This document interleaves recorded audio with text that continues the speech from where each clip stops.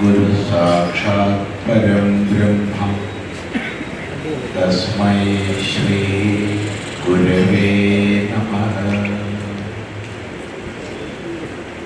ओम सदाशिवसमारम्भां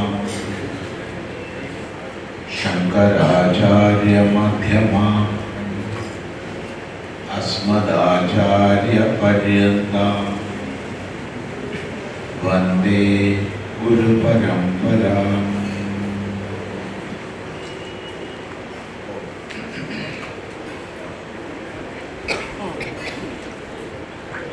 വേദിയിലും സദസ്സിലുമായിരിക്കുന്ന എല്ലാ സന്യാസി ശ്രേഷ്ഠരുടെയും പാദങ്ങളിൽ ഓം നമോ നാരായണായ പൂർവകമായ നമസ്കാരങ്ങൾ. മറ്റെല്ലാ സജ്ജനങ്ങൾക്കും വന്ദനം. കണ്ണൂര്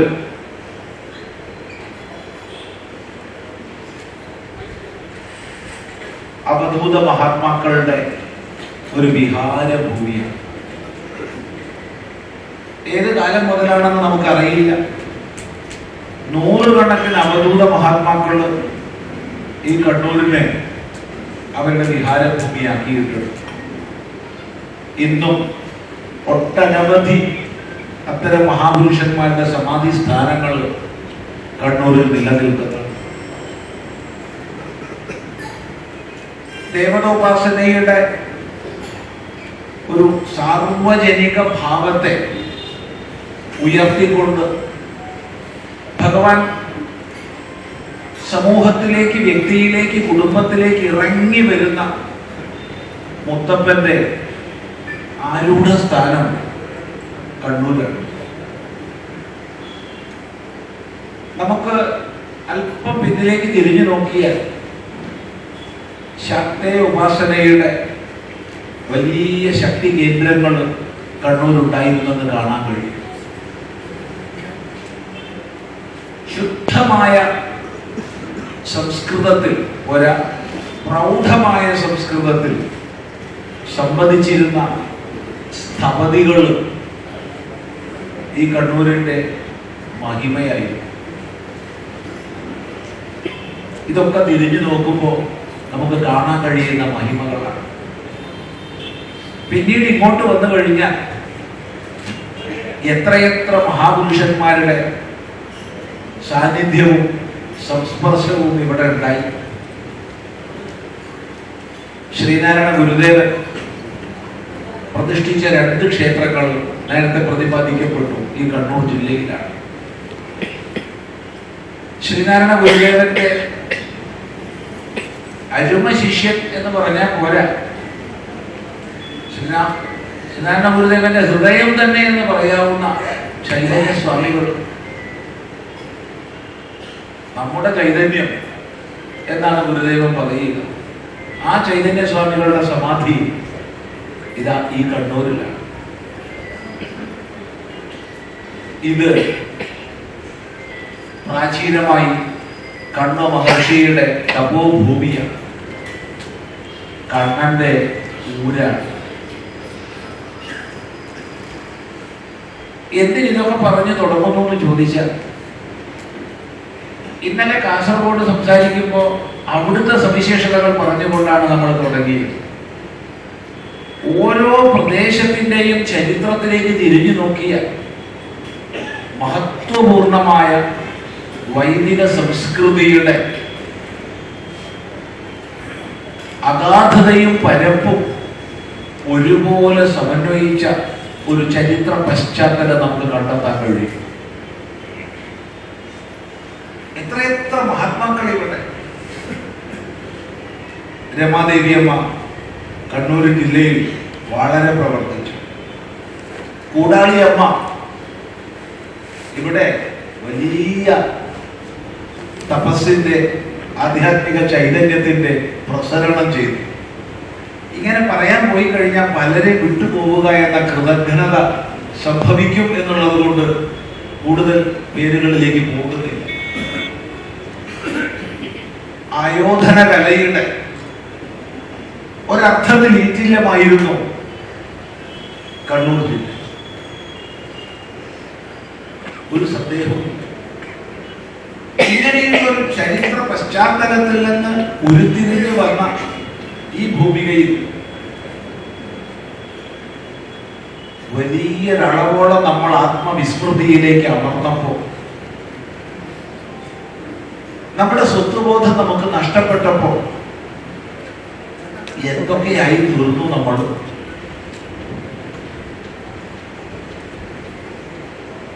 ഉത്തര ഭാരതത്തിൽ, പ്രത്യേകിച്ച് രാജസ്ഥാൻ, മധ്യപ്രദേശ് ഭാഗങ്ങളിൽ നമ്മൾ ഗ്രാമങ്ങളിലൂടെ സഞ്ചരിക്കുമ്പോൾ മഴക്കാലത്ത് കാണുന്ന ഒരു കാഴ്ചയുണ്ട്.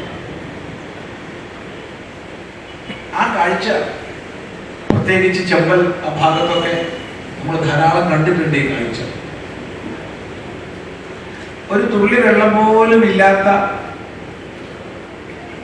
ഒരുപക്ഷെ ചെറിയൊരു നീർച്ചാല് പോലെ മാത്രം ജലരാശി ഒഴുകുന്ന ചില പുഴകളുണ്ട്. ചെമ്പലിലൊക്കെ ഇങ്ങനത്തെ ധാരാളം കാണാം. പെട്ടെന്ന് മഴക്കാലത്ത് അങ്ങ് പെരുകി വരും വെള്ളം, സമുദ്രം പോലെ. എത്ര പെട്ടെന്നാണെന്നറിയും, 4-5 മണിക്കൂർ കൊണ്ട് ഒരു ജലരാശി ഇല്ലാത്ത പ്രദേശം വലിയ സമുദ്ര സമാനം പരന്നൊഴുകും. വലിയ മലവെള്ളപ്പാച്ചില. ആ സമയത്ത് നമ്മൾ ശ്രദ്ധിച്ച് നോക്കി, ആ ജലം പെരുകുന്നതിനനുസരിച്ച് പിന്നോക്കം നമ്മൾ മാറിപ്പോണം. ആ സമയത്ത് കാണാം കുടിലുകൾ ഒലിച്ചു പോകുന്നുണ്ടാവും, കന്നുകാലികൾ ഒലിച്ചു പോകുന്നുണ്ടാവും, പല പെട്ടികളും ഒലിച്ചു പോകുന്നുണ്ടാവും. ചില കുട്ടികൾ വിദഗ്ധന്മാര് ചില വടിയൊക്കെ ആയിട്ട് നിൽക്കും, പല പെട്ടിയൊക്കെ വരുമ്പോ തടയും, അത് എടുക്കും. ഇതൊക്കെ സ്ഥിരം കാണാറുണ്ട്. ഏതാനും മണിക്കൂർ കഴിഞ്ഞാൽ ഈ വെള്ളം ചുരുങ്ങി ചുരുങ്ങി ചുരുങ്ങി ചുരുങ്ങി ചെറിയൊരു തോട് പോലെയാണ്. ഈ പ്രക്രിയ മുഴുവൻ പൂർത്തിയാക്കാൻ ഏറി വന്ന ഒരു 24 മണിക്കൂർ മതിയാവും. പക്ഷേ അതങ്ങ് കഴിഞ്ഞ് പൂർവസ്ഥിതിയാകുമ്പോൾ നമുക്ക് കാണാം, ആ പുഴയുടെ ഓരത്തുണ്ടായിരുന്ന കുടിലുകൾ എല്ലാം ഒഴുകിപ്പോയിരിക്കുന്നു.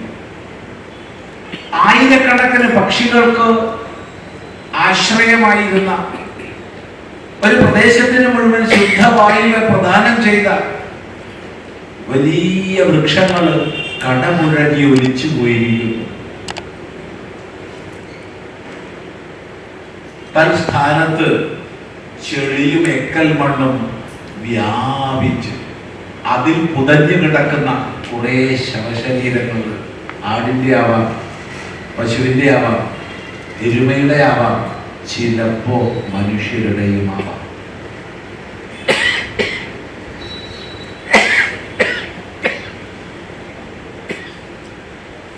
ഇതെന്തിനിവിടെ പറഞ്ഞു എന്ന് ചോദിച്ചാൽ, സാമാജികമായി ചില കുത്തൊഴുക്കുകൾ വന്ന്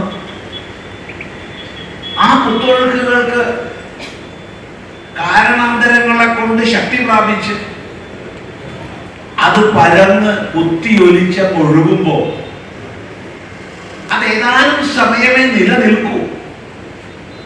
ആവർത്തിക്കട്ടെ, ഉറപ്പിച്ച് ആവർത്തിക്കട്ടെ, ഏതാനും സമയമേ നിലനിൽക്കൂ.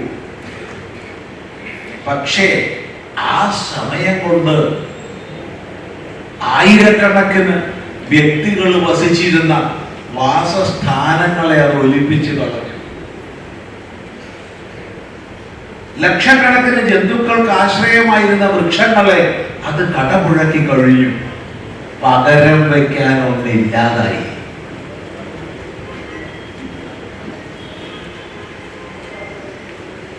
ഇതെന്തിനിവിടെ പറഞ്ഞു? ഇത്രക്കേറെ സാംസ്കാരിക മഹിമയുള്ള ഉണ്ടായിരുന്ന ഈ പ്രദേശത്ത്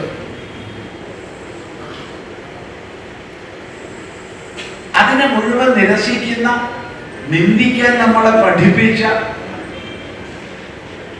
അതെ, അമ്പലം എന്നത് നാൽച്ചുമരല്ലേ, ഈശ്വരൻ എന്നത് കല്ലല്ലേ എന്നൊക്കെ നമ്മളെ കൊണ്ട് ചിന്തിപ്പിച്ച, മുദ്രാവാക്യം വിളിപ്പിച്ച ഈ കുത്തൊഴുക്കുകൾ അങ്ങ് കടന്നു പോയപ്പോഴത്തേക്ക് നമ്മുടേതായ സ്വത്വത്തിന്റെ പലതിനെയും നമുക്ക് കൈമോശം വന്നു പോയി.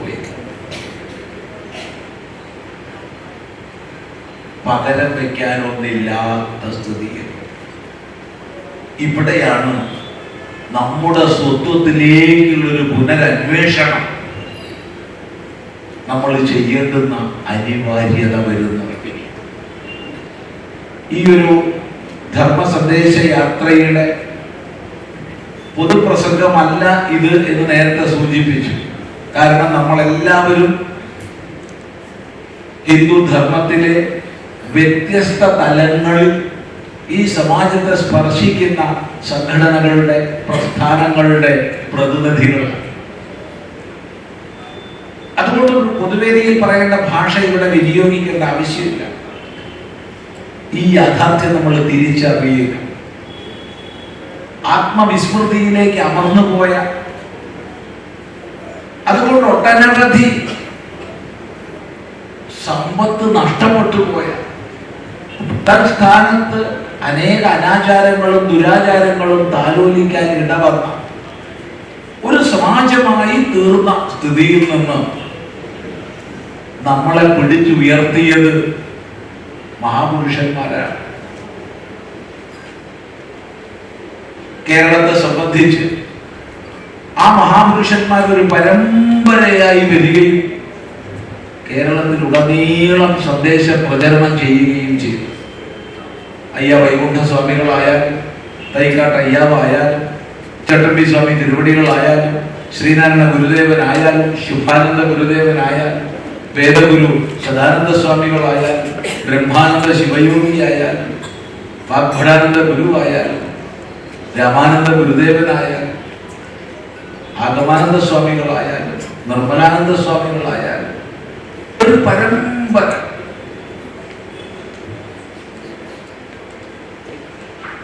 അവരെല്ലാം ഉയർത്തിവിട്ട വീര്യത്തിന്റെ ഫലമായിട്ട് അന്ധകാരത്തിൽ നിന്ന് പ്രകാശത്തിലേക്ക് ഉയരാനുള്ള സ്ഥിതിവിശേഷം നമ്മുടെ സമാജത്തിന് ലബ്ധമായി.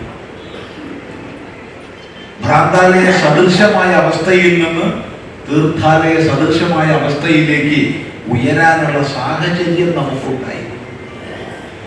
ആ സാഹചര്യത്തെ വേണ്ടതുപോലെ നമ്മൾ വിനിയോഗിക്കുന്നുണ്ടോ? അതിനെ വിനിയോഗിച്ച് എല്ലാ അർത്ഥത്തിലും ഭാവത്തിലും ഉയരാനുള്ള പരിശ്രമശാലികളായി നമ്മൾ തീരുന്നുണ്ടോ? ഈ ചോദ്യം നമ്മൾ ചോദിച്ചേ മതിയാവും. നമ്മളില് ഈ ഈഴവരുണ്ടാവട്ടെ, നമ്മളില് നായരുണ്ടാവട്ടെ, നമ്മളിൽ തീയരുണ്ടാവട്ടെ, നമ്മളിൽ നമ്പൂതിരിയോ മാരാരോ ആരോ നമ്പീശനോ ഉണ്ടാവട്ടെ, നമ്മളിൽ ചെറുമരോ പുലയരോ ഭട്ടരോ അയ്യരോ അയ്യങ്കാരോ ഉണ്ടാവട്ടെ. പക്ഷേ ഇത് മുഴുവൻ ഉണ്ടാവണമെങ്കിൽ ഹിന്ദു എന്ന തായ്വേര് വേണമെന്ന സ്മൃതി, ആ തായ്വേരിനെ പോഷിപ്പിക്കാനുള്ള പ്രവർത്തനം നമ്മൾ എത്രമാത്രം ചെയ്യുന്നു? ഈ ചോദ്യം ചോദിച്ചേ മതിയോ? നമ്മളിൽ ശാക്തേയരോ വൈഷ്ണവരോ ശൈവരോ ഗാണപത്യരോ ഉണ്ടാവട്ടെ. ശാക്തേയരിൽ തന്നെ പല വിഭാഗങ്ങളുണ്ട്, ശൈവരിൽ തന്നെ പല വിഭാഗങ്ങളുണ്ട്. ഏത് സമ്പ്രദായമാണോ, ഏത് ഗുരു ഉപദിഷ്ടമായ മാർഗമാണോ നമ്മൾ പിന്തുടരുന്നത്, പിന്തുടരട്ടെ. എന്നാൽ സനാതന ധർമ്മം എന്നുള്ള മഹത്വപൂർണമായ ആ സംസ്കൃതിയുടെ കീഴിലാണ്, വേദകൽപവൃക്ഷത്തിന് കീഴെയാണ് ഇതെല്ലാം വരുന്നത് എന്ന ധാരണയോടുകൂടി നമ്മൾ പ്രവർത്തിക്കുന്നുണ്ടോ? ഈ ചോദ്യങ്ങൾ ചില ആത്മപരിശോധനയ്ക്ക് വേണ്ടിയിട്ടാണ്. സാമ്പത്തികമായി ഭദ്രതയുള്ള ഒരു സമൂഹം മാത്രമേ ഉയർന്നു നിൽക്കൂ എന്ന നിലയ്ക്ക് പരസ്പര സഹകരണത്തോടു കൂടി സാമ്പത്തിക ഭദ്രത ആർജിക്കാൻ നമ്മൾ വേണ്ടതുപോലെ പരിശ്രമിക്കുന്നുണ്ടോ?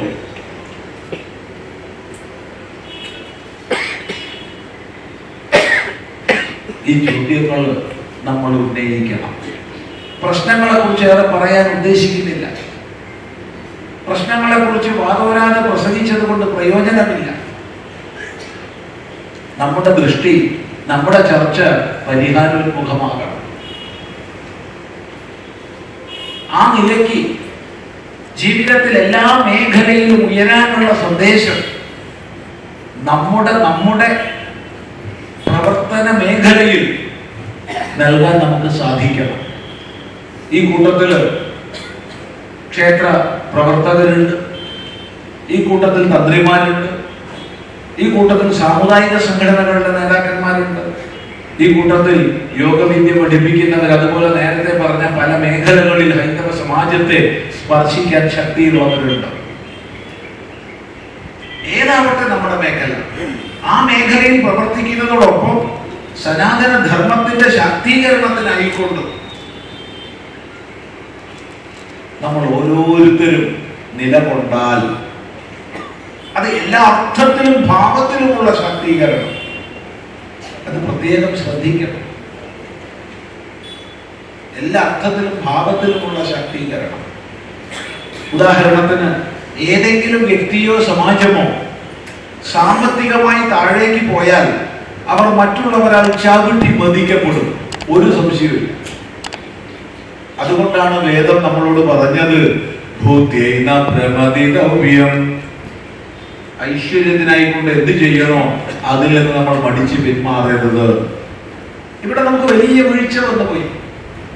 ഇടക്കാലത്ത് നമ്മൾ പറഞ്ഞ് സമാജത്തെ വഞ്ചിച്ചു. മിക്കവാറും ആധ്യാത്മിക പ്രഭാഷകന്മാർ പണമൊന്നും ആഗ്രഹിക്കരുത്, ധനം ആഗ്രഹിക്കരുത്, കുറച്ചുകൂടി കടന്നിട്ട് അത് ആളെ കൊല്ലിയാന്ന് വരെ പറഞ്ഞ ആൾക്ക് ദക്ഷിണയും വേണം. ആലോചിച്ചു. മറിച്ച് വേദം അനുശാസിച്ചത് ബഹുവന്നം പ്രാപ്നുയാതെന്ന, എങ്ങനെയെങ്കിലും നീ സമ്പത്ത് ഉണ്ടാക്കുക.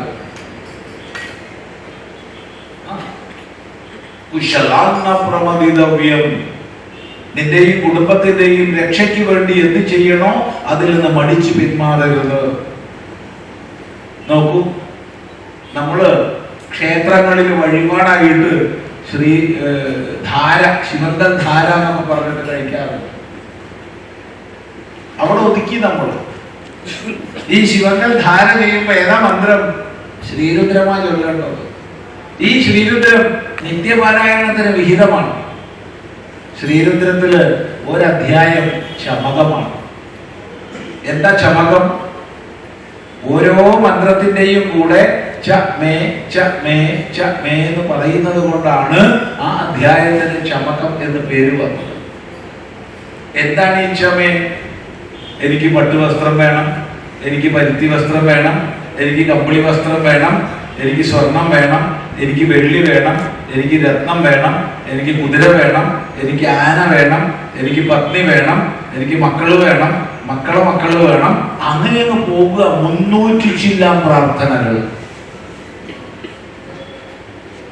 ഇന്ന് നമ്മുടെ കൊച്ചു കുട്ടികളോടൊരു ചമകം ചൊല്ലാൻ പറഞ്ഞാൽ അവര് എനിക്ക് ഒരു ലാപ്ടോപ്പ് വേണം, എനിക്ക് iPhone 17 Pro വേണം എന്നൊക്കെ പ്രാർത്ഥിച്ചു വരും. ആയിക്കോട്ടെ, എന്താ വിരോധം? പ്രാർത്ഥിക്കട്ടെ. എനിക്ക് സമ്പദ് ഐശ്വര്യങ്ങൾ വേണമെന്ന് പ്രാർത്ഥിച്ച ഒരാൾക്ക് മന്ദനായി, മടിയനായി, അലസനായി ഇരിക്കാൻ പറ്റുമോ? ഒരിക്കലും പറ്റില്ല. സമ്പത്താർജിക്കണം, കരുത്താർജിക്കണം. കരുത്തുള്ളവനെ ആദരിക്കപ്പെടും ലോകത്തിൽ. ദുർബലൻ ആദരിക്കപ്പെടില്ല. ദൗർബല്യത്തെ പൂജിച്ചവരല്ല നമ്മൾ കരുത്തിനെ പൂജിച്ചവരാണ്. നവരാത്രി കഴിഞ്ഞേ ഉള്ളൂ. ശക്തി സ്വരൂപിണിയെ, ഭഗവതിയെ, ശക്തിയുടെ എല്ലാ പരിവേഷങ്ങളോടും കൂടിയാണ് നമ്മൾ പൂജിച്ചത്. പൂജിക്കേണ്ടത്. അശക്തിയെ പൂജിക്കുന്നവരല്ല നമ്മൾ. മഹാദേവിയെയും മഹാലക്ഷ്മിയെയും മഹാസരസ്വതിയെയും ഒരുപോലെ നമ്മൾ പൂജിച്ചു.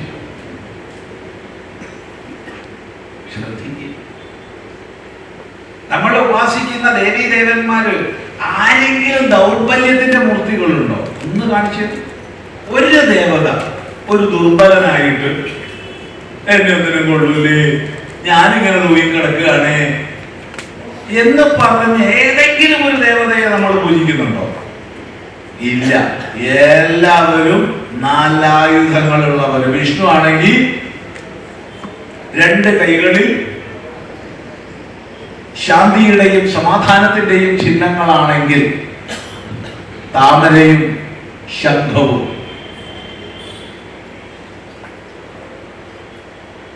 നല്ല വിടർന്നു നിൽക്കുന്ന താമര, അനന്തമായ സുഖം ശംഖം.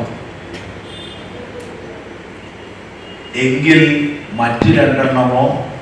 ഒന്ന് ശസ്ത്രം, ഒന്ന് അസ്ത്രം. ഗദയും ചക്രവും. ഈ 2 തരം ആയുധങ്ങളെ ലോകത്തിൽ ഉണ്ടായിട്ടുള്ളൂ, ഉണ്ടാവുകയുള്ളൂ. മൂന്നാമതൊരായുധം ഉണ്ടാവില്ല.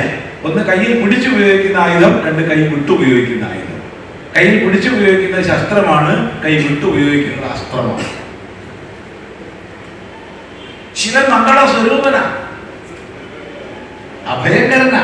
പക്ഷെ ശൂലം കൈവിട്ട ശിവനില്ല, വേല് കൈവിട്ട സുബ്രഹ്മണ്യനില്ല, മഴു ഗണപതിക്കും ശിവനും ഒക്കെ ഉണ്ട് ധ്യാനത്തിൽ. ദേവിക്ക് ആയുധങ്ങളുടെ എണ്ണം പറയണ്ട. എന്തിനാ ഇതൊക്കെ കാണിച്ചു തന്നെ? ആസുരികതയെ നിഗ്രഹിക്കാനുള്ള കരുത്തിനെ ഉപാസിക്കുന്നവരാണ് നമ്മൾ, ദൗർബല്യത്തെ ഉപാസിക്കുന്നവരല്ല. ഈ കരുത്തിനെ ഉപാസിക്കുന്ന നമ്മൾ എങ്ങനെ ദുർബലരാകും? ചിന്തിക്കുക. ദൗർബല്യത്തെ പൂജിക്കുന്നവരാകുന്നു. കേട്ടിട്ടില്ലേ? വലത്തെ കരണം തടി കിട്ടിയ ഇടത്ത് കാണിക്കണം. അത്ര ചോദ്യം ഇടത്തും കിട്ടിയാലോ വല്ലതും കാണിക്കണം. ഇങ്ങനെ കണ്ടവനോട് തല്ലുകൊണ്ട് നശിക്കേണ്ടവരാണോ നമ്മൾ? ഇതിനേക്കാൾ കഷ്ടം പിടിച്ച വാക്യം കേട്ടിട്ടുണ്ട്. വായി കൈയിട്ടാ കടിക്കില്ല സ്വാമി, അത്ര നല്ല സ്വഭാവമാണ്. കേട്ടില്ല? ഈ വായി കൈയിട്ടാ കടിക്കാത്തവൻ നല്ല ആളാ? എന്താ നിങ്ങളുടെ അഭിപ്രായം? ഒന്നിനും കൊള്ളാത്തവനാ. അല്ലെങ്കിൽ കൈ ഇടുന്നത് ദന്ത ഡോക്ടർ ആയിരിക്കണം, എന്നാ കടിക്കരുത്. അല്ലാതെ കണ്ടോര് കൈകളുള്ള സാധനം നമ്മുടെ വായ. ഇങ്ങനത്തെ അബദ്ധങ്ങളെ പറഞ്ഞ് പറഞ്ഞ് ഒന്നിനും കൊള്ളാത്തൊരു സമാജമാക്കി നമ്മളെ തീർത്തു. മാറി ചിന്തിച്ചേ മതിയാവും. വേദത്തിലേക്ക് പോയേ മതിയാവും. ഋഗ്വേദ സംഹിതയിൽ വളരെ വികാര നിർഭരമായ ഒരു ഭാഗം സംഹിതയിൽ ഓർമ്മിക്കുകയാണ്. ഒരു മഹായുദ്ധം നടക്കുന്നു. ആ യുദ്ധക്കളത്തിൽ കുതിരപ്പുറത്ത് വന്ന് യുദ്ധം ചെയ്യുന്ന ഒരു സ്ത്രീയാണ്. കഷ്ടകാലത്തിന് ആ യുദ്ധത്തിൽ അവരുടെ കാല് മുറിഞ്ഞുപോയി. മുട്ടിന് താഴെ വെച്ച് കാല് മുറിഞ്ഞുപോയി. എന്നിട്ട് അന്ന് ലോഹം കൊണ്ടുള്ള കാല് ഫിറ്റ് ചെയ്ത് പിറ്റേന്ന് യുദ്ധക്കളത്തിലേക്ക് അവർ വരികയാണ്. ഋഗ്വേദ സംഹിതയിലുണ്ട്, നോക്കുക.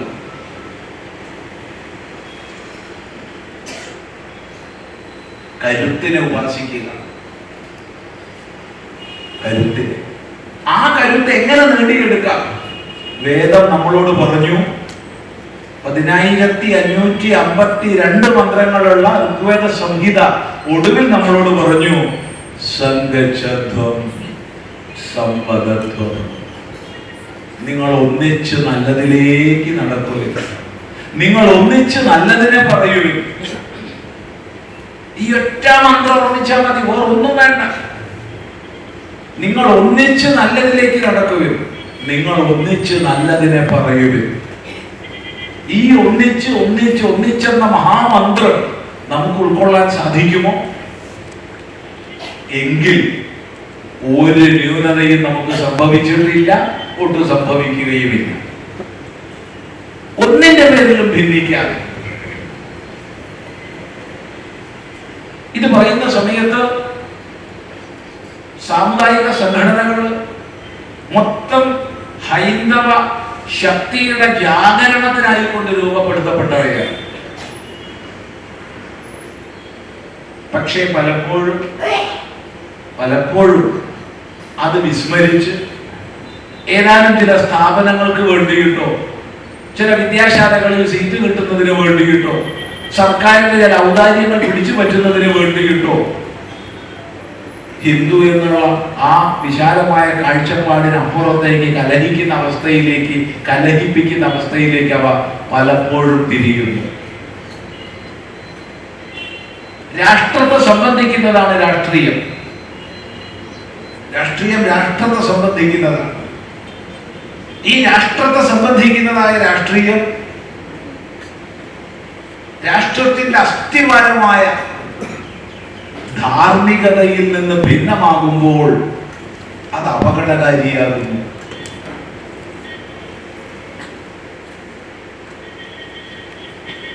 അപ്പോൾ ഞാൻ ആ പാർട്ടിയാണ്, ഞാൻ ഈ പാർട്ടിയാണ്, ഞാൻ മറ്റേ പാർട്ടിയാണെന്ന് പറഞ്ഞ് വിഭജിക്കപ്പെട്ട് നമ്മൾ അതിന്റെ പേരിലും കലഹിക്കുന്നു.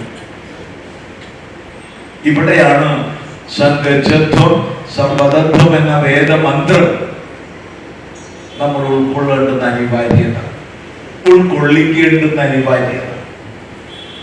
ഹിന്ദു എന്ന തായ്വേരുണ്ടെങ്കിൽ മാത്രമേ നമ്മൾ ചെയ്യുന്ന ഏത് പ്രവർത്തനത്തിനും സ്ഥാനമുള്ളൂ എന്ന തിരിച്ചറിവിനെ നമ്മൾ നേടിയേ മതിയാവും. നമ്മൾ യോഗ പഠിപ്പിക്കുന്നവരാണോ? നമ്മൾ വേദം പഠിപ്പിക്കുന്നവരാണോ? നമ്മൾ വ്യത്യസ്ത സാമുദായിക സംഘടനകളുടെ പ്രതിനിധികളാണോ? നമ്മൾ ക്ഷേത്ര പ്രവർത്തകരാണോ?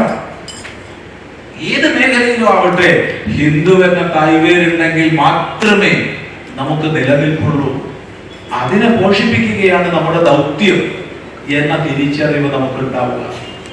ഈ തിരിച്ചറിവിനെ കുറിച്ച് ഓർമ്മിപ്പിക്കാനാണ് കേരളത്തിലെ മാർഗദർശക മണ്ഡലത്തിലെ എല്ലാ സന്യാസി ശ്രേഷ്ഠന്മാരും, എല്ലാവരും, അവിടെ പ്രത്യേകിച്ച് ഒരു ഭേദവുമില്ല. പേര് പറയുമ്പോൾ പലരും വിട്ടുപോകും. ശ്രീരാമകൃഷ്ണ മിഷൻ ആവട്ടെ, ചിന്മയ മിഷൻ ആകട്ടെ, മാതാ പ്രധാനമയി മഠമാകട്ടെ, തീർത്ഥമത ആശ്രമമാകട്ടെ, സംബോധ് ഫൗണ്ടേഷൻ ആകട്ടെ, ദയാനന്ദ ആശ്രമങ്ങളാവട്ടെ, ഇങ്ങനെ പേര് പറയുമ്പോൾ പലരെയും വിട്ടുപോകും.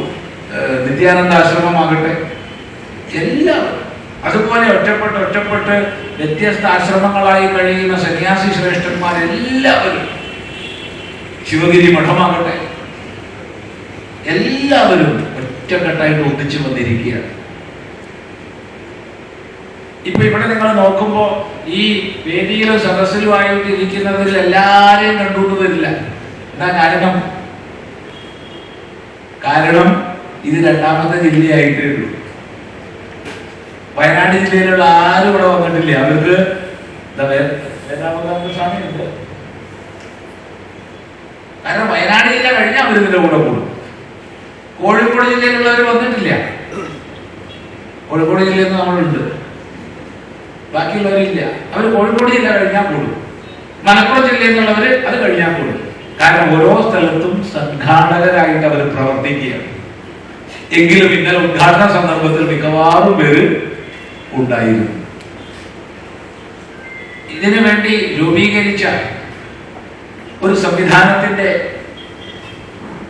മുഖ്യ രക്ഷാധികാരിയായിട്ട് മാതാ അമൃതാനന്ദമയി ദേവിയാണ്. അമ്മ വളരെ വളരെ താല്പര്യത്തോട് കൂടിയിട്ടാണ് ഇതിന്റെ ഈ സ്ഥാനം ഏറ്റെടുത്തതും ഇതിനെക്കുറിച്ച് നിരന്തരം അന്വേഷിച്ചു. കേരളത്തിന്റെ പ്രിയ സാഹിത്യകാരനായ ശ്രീ സി രാധാകൃഷ്ണൻജി ഈ സമിതിയുടെ അധ്യക്ഷനാണ്. അദ്ദേഹത്തിനൊന്നും എല്ലാ സ്ഥലത്തും പങ്കെടുക്കാൻ പറ്റില്ല. ഇവിടെ വേദിയിൽ തന്നെ തീർത്ഥപാദാശ്രമത്തിന്റെ മഠാധിപതിയുണ്ട്. ശിവഗിരി മഠത്തിന്റെ മഠാധിപതി 10-ാം തീയതി സംബന്ധിക്കും. ഇങ്ങനെ എല്ലാവരും എവിടെയെങ്കിലും ആയിട്ട് സംബന്ധിക്കും. എന്തിനിങ്ങനെ ഒത്തുചേർന്നു? നേരത്തെ സൂചിപ്പിച്ച ചില ഓർമ്മപ്പെടുത്തലുകൾക്ക് വേണ്ടി മാത്രം. ഈ ഒരു യാത്ര കൊണ്ട് എല്ലാവോ ഇല്ല. നിങ്ങളാണ് ഇത് ചെയ്യേണ്ടത്. നിങ്ങളെന്ന് പറഞ്ഞത് വ്യക്തികൾ എന്ന നിലയ്ക്കല്ല, വ്യത്യസ്ത ഹൈന്ദവ പ്രസ്ഥാനങ്ങളുടെ കണ്ണൂർ ജില്ലയിലെ നേതൃത്വം എന്ന നിലയ്ക്കാണ് പറയുന്നത്. നമ്മളിലൂടെ ഇത് നമ്മുടെ പ്രസ്ഥാനങ്ങളിലൂടെ ഏകതയുടെ കരുത്തിന്റെ സന്ദേശം വ്യാപിപ്പിക്കാൻ നമുക്ക് കഴിയണം. നമ്മുടെ സമാജത്തെ ഹീനമാക്കുന്ന, ദുർബലമാക്കുന്ന ഏത് പ്രവണതയെയും തിരിച്ചറിയാൻ നമുക്ക് കഴിയണം. മുലയൂട്ടി കൊല്ലാൻ വന്ന പൂതനയെ തിരിച്ചറിഞ്ഞ കൃഷ്ണനെ ഉപാസിക്കുന്നവരാണ് നമ്മൾ. ആ കൃഷ്ണൻ പൂതനയെ കൊന്നത് അടിച്ചിട്ടോ കുത്തിയിട്ടോ അല്ല, മുല കുടിച്ചിട്ടാണ്. മുല കൊടുത്തു കൊല്ലാൻ വന്നവളെ മുല കുടിച്ചു കൊന്ന ഭഗവാനെ പൂജിക്കുന്ന നമ്മൾ ഏതെല്ലാം രീതിയിലാണ് ധർമ്മധ്വംസകര് കടന്നുകൂടുന്നതെന്ന് തിരിച്ചറിയണം. ചിലപ്പോ അവർ മഹാഭക്തന്മാരാകും, ഭക്ത സമ്മേളനങ്ങൾ നടത്തും, ഒക്കെ ചെയ്യും. തിരിച്ചറിയാൻ കഴിയണം ഏത് രീതിയിലാണ് ധർമ്മധ്വംസകര് പൂതനയുടെ, പൂതന എന്ന് പറഞ്ഞാൽ പൂതാൻ അഭി ആകർഷയതീതി പൂതന, പൂതന്മാരെ പരിശുദ്ധന്മാരെ പോലും ആകർഷിക്കുന്നവളാ പൂതന. വ്രജത്തിൽ ആർക്കും മനസ്സിലായില്ല ആരായിരുന്നു, എന്തിനായി വന്നതെന്ന്. പക്ഷെ ഭഗവാന് മനസ്സിലായി. ആ ഭഗവാനെ ഉപാസിക്കുന്ന നമ്മൾക്ക് ഒരു മഹാമന്ത്രം സ്വായത്തമാക്കണം.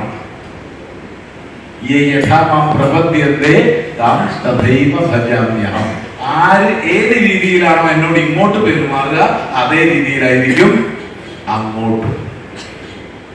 ഈ മന്ത്രം മറക്കരുത്. ആരേത് രീതിയിൽ ഇങ്ങോട്ടോ അതുപോലെ ആയിരിക്കും അങ്ങോട്ടും. ഇവിടുന്ന് ആ ചുമരിലേക്ക് 6 മീറ്റർ ആണെങ്കിൽ അവിടുന്ന് ഇങ്ങോട്ടും 6 മീറ്റർ. അല്ല, അവിടുന്ന് ഇങ്ങോട്ട് 6 മീറ്റർ, ഇവിടുന്ന് അങ്ങോട്ട് 3 മീറ്റർ, അത് നടപ്പില്ല. ആ കാലം കഴിഞ്ഞു പോയി. ഇനിയും അത് പറഞ്ഞുകൊണ്ടിരുന്നാൽ ഇവിടെ നാളെ പറയാൻ ഒരു ഹിന്ദു ഉണ്ടാവില്ല. അതുകൊണ്ട് നമ്മൾ ഏത് പ്രസ്ഥാനത്തിൽ പ്രവർത്തിക്കുന്നവരായാലും, നിങ്ങൾ ഏത് ഉപാസന ചെയ്യുന്നവരായാലും, ദയവ് ചെയ്ത് ഇത് എല്ലാവരോടുമായി പറയുകയാണ്. 4 സകാരങ്ങളെ ഉപാസിക്കാൻ ഹിന്ദു സമാജത്തെ പ്രേരിപ്പിക്കണം. 4 സകാരങ്ങൾ. സമ്പത്ത്, നമുക്ക് സമ്പത്ത് വേണം. സന്താനം, നമുക്ക് സന്താനങ്ങൾ വേണം. സംസ്കാരം, ആചരണങ്ങള്, അറിവ്, അതെല്ലാം ചേർന്നുണ്ടാക്കുന്ന സംസ്കാരം. സംഘടന, ഒത്തൊരുമിച്ചുള്ള പ്രവർത്തനം. ഈ 4 സകാരങ്ങളെ ഉപാസിക്കുന്ന അവസ്ഥയിലേക്ക് നമുക്ക് ഉയരാമോ? ഒരു ന്യൂനതയും വന്നിട്ടില്ല, ഒട്ടും വരികയുമില്ല.